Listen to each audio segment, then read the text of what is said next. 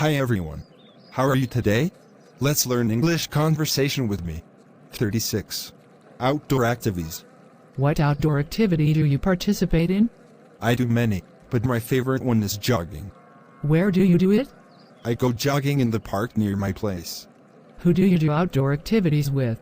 I usually go jogging with my family. Who shares the same interests as you? My family, especially my dad. We usually jog together. How often do you take part in outdoor activities? Every morning, except on rainy days. How do you feel after activities? I feel really relaxed and refreshed.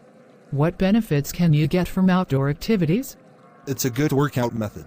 Jogging is also a good way for me to charge batteries for a long day working. Do you usually play sports outdoors? Yes, I do. I play volleyball and swim outdoors.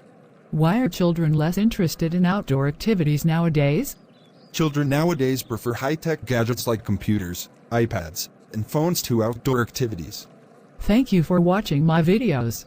Please subscribe, like and share the channel, Dance Ryan in order to get more video. Thank you.